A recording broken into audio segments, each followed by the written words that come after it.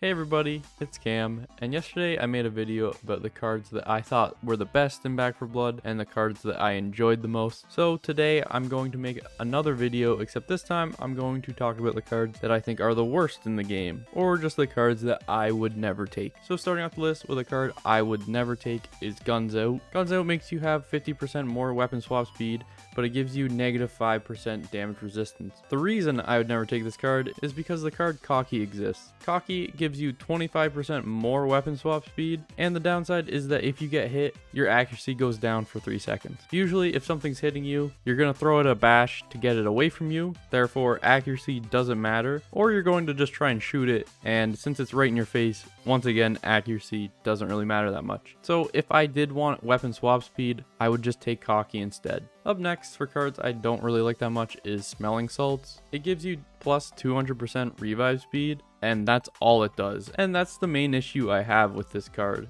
There are other cards that increase your revive speed, not by 200%, but they'll still increase it while also giving you other benefits, such as Rousing Speech, which will give you 50% team revive speed, and everyone gets 10 health when they're revived, and everyone has 10% team reduced in-cap trauma. In my opinion, taking this card to make you revive 200% faster is just a waste of a slot in your starting deck. I am not saying I wouldn't buy this card if I found it for sale while I was playing the game. And this goes for a lot of this list. These are mainly just cards I would not want to put in my starting deck. One card I wouldn't even buy if I found it on sale is Reckless. Reckless gives you 40% sprint efficiency, but if you get hit, you lose all of your stamina. I think this could possibly be the worst card in the game, because if you get hit, now you have no stamina, so you can't run away, and your bashing is going to be significantly slower. I really think Reckless needs some kind of rework because it's a really bad card. Breakout is one that I think could also use a buff. It is a nice card to have,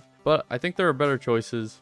And on the harder difficulties, because Breakout is so slow, you're usually dead before you can actually break free. This next one might surprise you, but I think On Your Mark is one of the worst cards in the game right now, and that's simply because it's just broken. It is not doing what it says on the card. Thank you to Tib for pointing out that you only gain around 5% of your ammo, not 10%. When a horde is triggered. So I have no idea if the rest of this card is actually accurate or not. I haven't done the testing, but I know this card is currently broken, so I wouldn't take On Your Mark right now.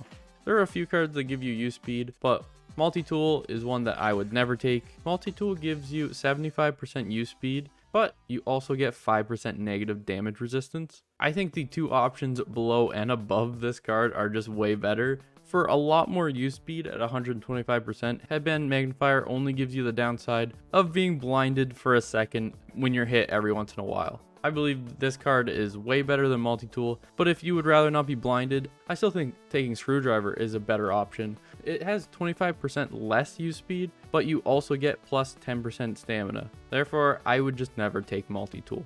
Trigger Control is a card that increases your accuracy by 0.5% every time you get a precision kill for the rest of the level. This card actually received a rework in the latest patch, but I still don't think it's very good. The reason I don't like Trigger Control is because usually when you want increased accuracy, it's because you're going with a build that you can't aim down sights. The issue I have is that Quick Kill gives you plus 50% right off the bat, where you would need to get 100 kills with Trigger Control in order to match that. You would most likely be a majority of the way through a level before you would be as accurate as you should be. I kind of touched on Combat Knife in my video from yesterday. My reasoning is still the same for why I think Combat Knife is really bad right now, and that's because Spiky Bits is just overall better. Spiky Bits, you get to keep your bash and you get to kill Ridden. Plus the card gives you damage resistance if you're holding a melee. I just find no reason to take Combat Knife ever. A card that was really hyped up when it was coming out, but I think is a little lackluster,